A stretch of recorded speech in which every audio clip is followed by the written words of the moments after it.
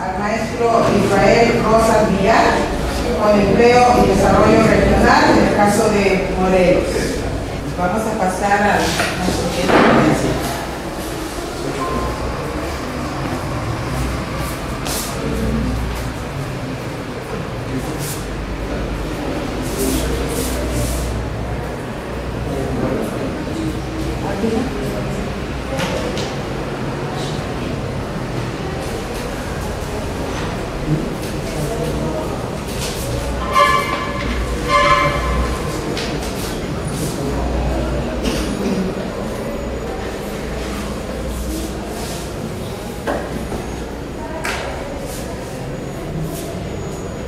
Aprovecha y te presenta.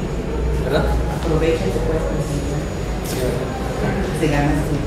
Bueno, buenos días, tengan todos. Mi nombre es Israel Rosas. Soy alumno del posgrado en geografía. Mi tema es empleo de desarrollo regional, la lógica de la implementación territorial de las actividades económicas en Morelos. Bueno, platicándoles un poco del tema, este tema lo inicié con la tesis de maestría. Actualmente estoy dando un poco de continuidad en el doctorado.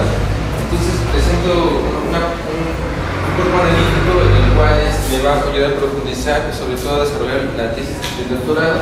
Y bueno, el objetivo principal es identificar los grupos económicos que se estructuran en mayor medida en el espacio geográfico con base en las diferencias regionales. Para ello nos apoyamos en tres ejes principales. El primero de ellos hicimos una comparación de la política pública que se desarrolla a nivel nacional. Esto, una vez que ya se tiene la guía metodológica a este nivel, se pasa a un nivel estatal. En este caso es el estado de Morelos. Entonces se analiza un poco lo que es la estructura productiva y económica del estado de Morelos a través del impulso del gobierno federal. Por último, se identifican algunos patrones territoriales del empleo y su vínculo con el desarrollo regional. Bueno, para ello, como les comentaba, hacemos una introspección a lo que vienen siendo las políticas públicas.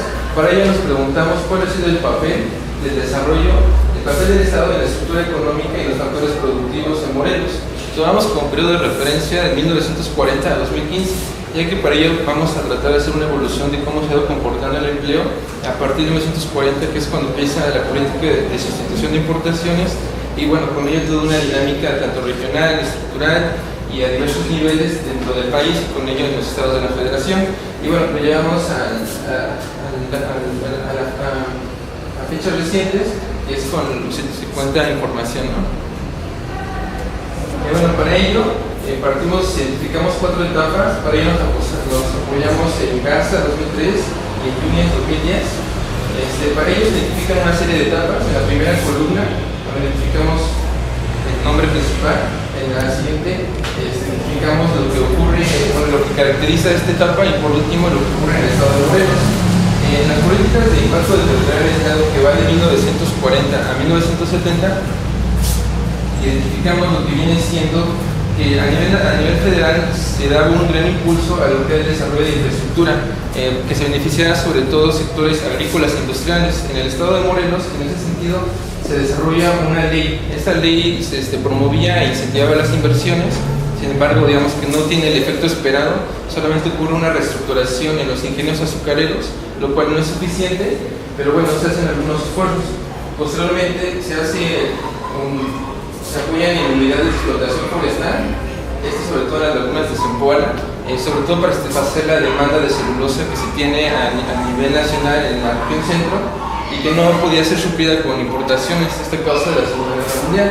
Bueno, asimismo también se desarrolla un poco de industria minera, metal mecánico y automotriz.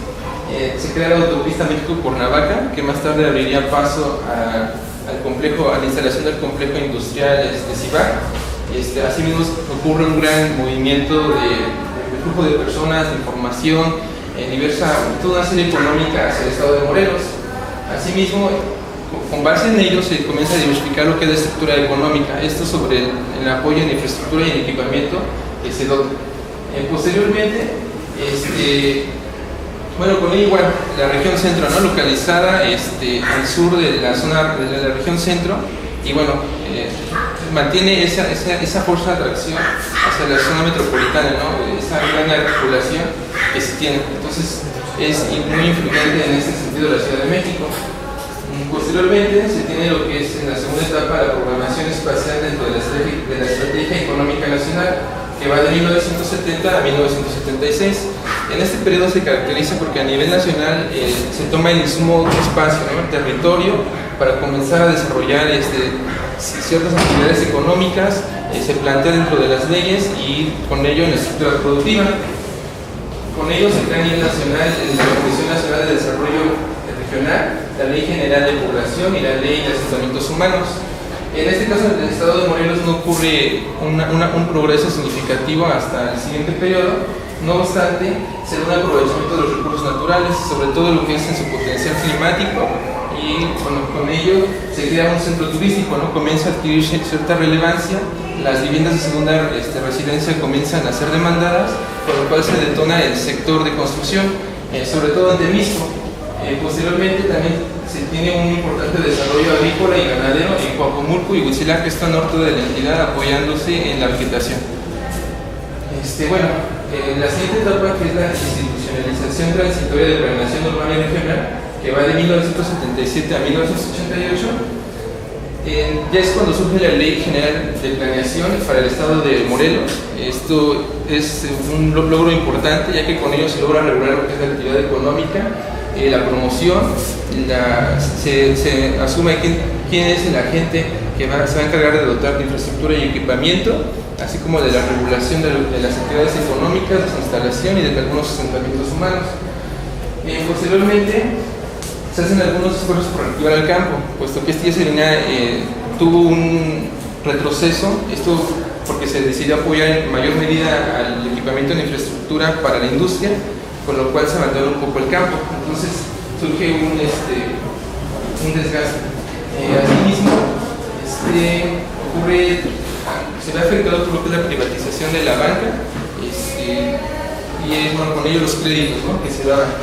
En la siguiente etapa, que es la última, ocurre un proceso de reestructuración político-económica que se da de 1988 y que tiene un proceso constante hasta la fecha, ¿no? Esto tiene que ver con la liberalización económica y con los mercados, cuando se deja el mercado como eje articulador del desarrollo económico. En ese sentido, en Morelos ocurre un proceso muy importante, que la mayor parte del suelo es ejidal y comuna, es mayor un 75%. Entonces, tras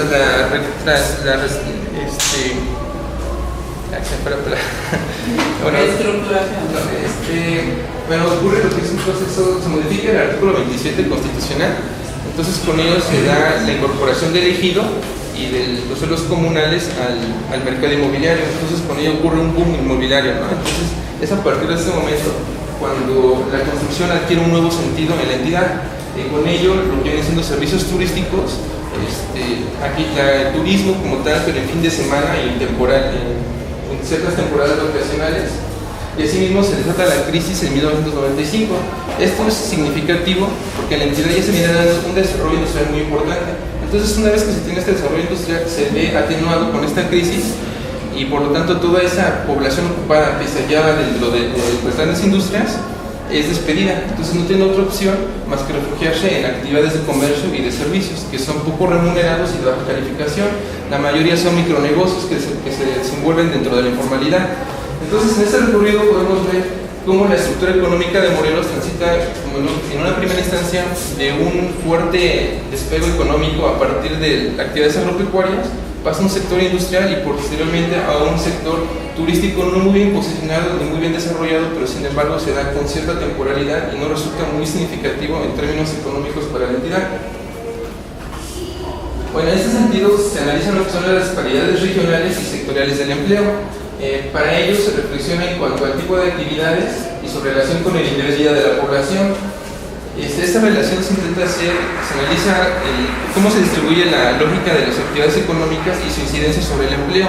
Esto porque tiene que ver directamente con lo que es el ingreso en las familias, cómo destinan su gasto, y sobre ello, bueno, nos basamos en 4 ejes principales, que es educación. Partimos del supuesto de que mayor educación significa una mayor ganancia, un mayor ingreso.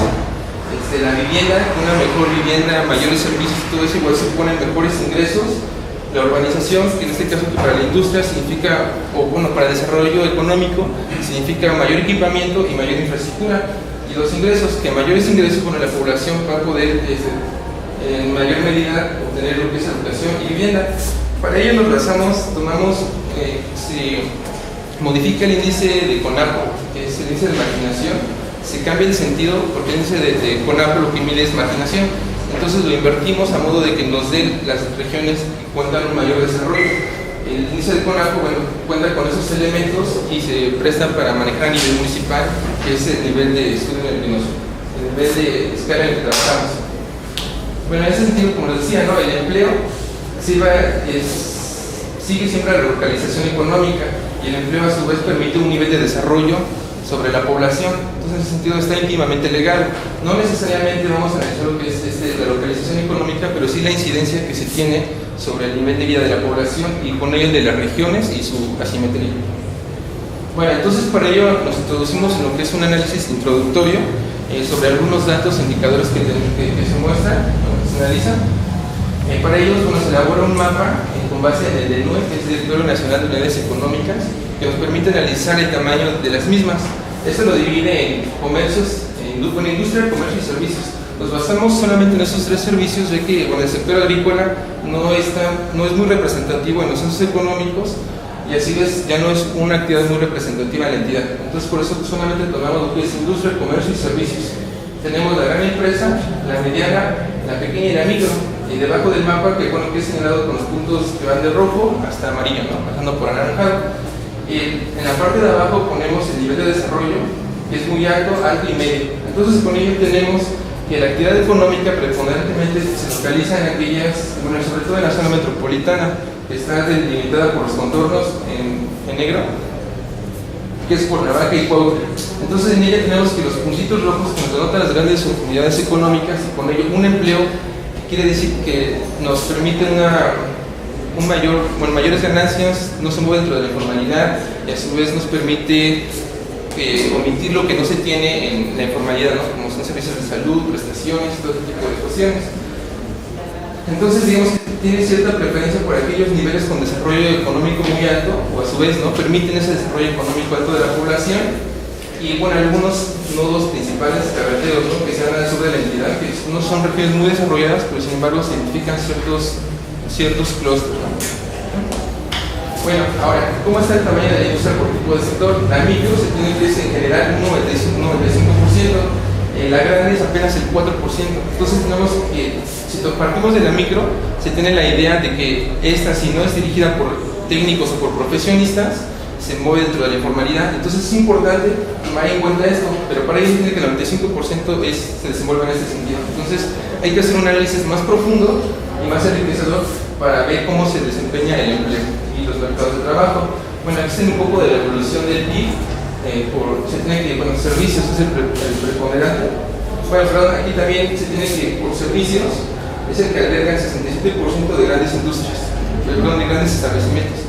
Entonces es el que concentra mayor población y por lo tanto es el que brinda una mayor seguridad al trabajador. Bueno, en ese sentido, el desarrollo regional se ve como un factor, un cambio a favor del progreso sostenido y permanente de las regiones, en términos económicos, productivos y sociales, que son proclives a reducir las disparidades regionales en términos de empleo y de ingreso. Y bueno, posteriormente, como les he dicho, se maneja una serie de variables, entre ellas unidades económicas, valor agregado al bruto, inversión total y remuneraciones y horas trabajadas. Con ellos se elaboró un modelo en el cual se intentó comparar con respecto al nivel de desarrollo. Para ello, digamos que se construyeron varios indicadores y los más representativos fueron la población ocupada en servicios, horas trabajadas en servicios, las inversiones, el valor agregado, la total de las remuneraciones y la productividad y total de remuneraciones en comercio. Entonces esto nos da pie a tomar en mayor en cuenta ciertos indicadores a posteriores investigaciones, como les he dicho en la tesis doctoral. Y bueno, con ello sostiene que no necesariamente el desarrollo de actividades económicas determina el nivel de la vida de la población, pero sí explica en cierta medida el ingreso de la población y con ello su calidad de vida. En cambio, ayuda a la comprensión, como he dicho, de las actividades económicas sobre el espacio geográfico y las asimetrías regionales. Bueno, algunas de las conclusiones a las que se llega con este pequeño análisis es que garantizar el acceso y la perpetuidad del empleo, así como promover una política adecuada a favor de salarios acorde a las necesidades de la población para disminuir las desigualdades regionales. Por otra parte, la alta participación del sector servicio en Morelos, con lo cual es importante ahondar un poco más en la dinámica de este sector, como vimos, el más importante, el que mayor aporta a la población ocupada y al PIB, y se exhorta a profundizar un mayor nivel de desagregación, bueno, tanto en unidades económicas como a nivel territorial. Y bueno, eso es todo. Muchas gracias.